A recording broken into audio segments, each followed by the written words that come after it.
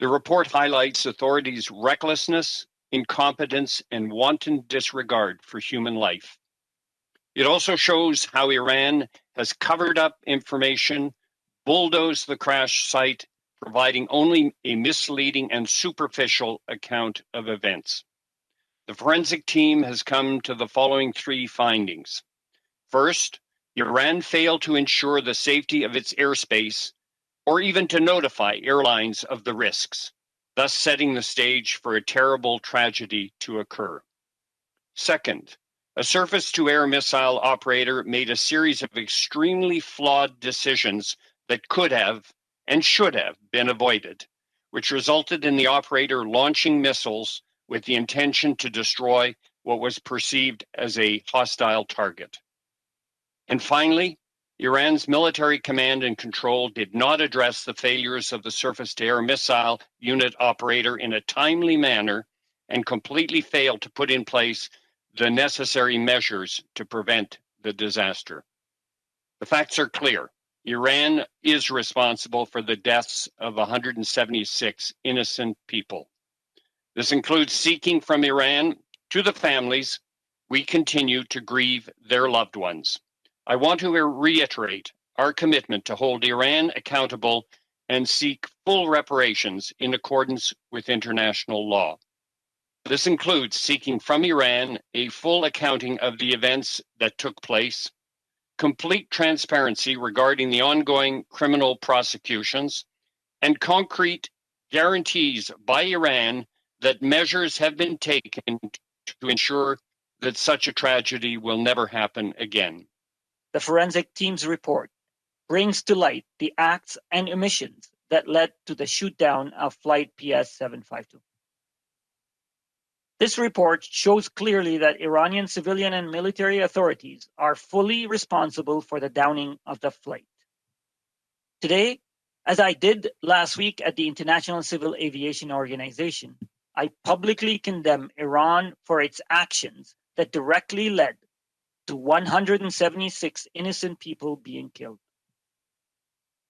And to the families and loved ones of the victims, know that all Canadians continue to mourn your loss. I've personally met with many of the families of the victims of this horrific event. Every day since this January 8th, 2020, they've had to look at empty chairs at the dinner table and to pass by bedrooms that are no longer being used. They look to us to provide them with answers and to ensure that no other family has to do the same in the future. Over the past year, Canada has worked tirelessly to get transparency, accountability, and justice that the victims and their families deserve. We've been unrelenting in the pursuit of the truth. Thank you for the question. It was definitely intentional from the point of view of the missile battery operator in firing the two missiles. The forensic team did a very thorough analysis based on all of the available information, including intelligence. That is not to say it's 100% of the information, because only Iran has some of the answers to the questions that have not yet been answered. However, as it pointed out in its report, it did not have any indication that the act itself was premeditated in the sense that it had been planned against that specific aircraft.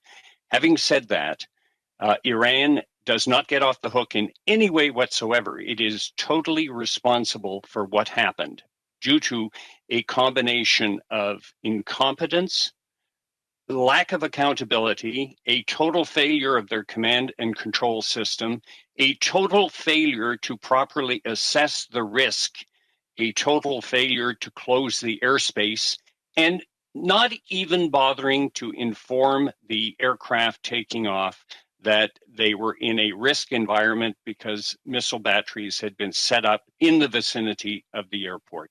So Iran is 100% accountable for what happened. Thank you. And as a follow, what do you say to families today who might be disappointed that, they've been waiting 8 months and anxiously awaiting this report, and it did not find conclusive evidence that Canada has that the downing was premeditated. And some of them, took great risks to get investigative leads for this team. Thank you. And in fact, the three of us who are on this press conference just concluded a meeting with the families of the victims. And it is perfectly understandable that they are feeling a sense of disappointment. However, the purpose, of course, of the forensic report, which was briefed to them by Jeff Jaworski prior to our meeting with them, was to, based on all of the available information, try to draw the most accurate picture of the events. And the reading of the report, as I mentioned in my first answer to you, does not in any way exculpate Iran from its total failure to avoid what happened. So we had a very good conversation with the family members, and we understand that some of them are disappointed, and that is perfectly natural.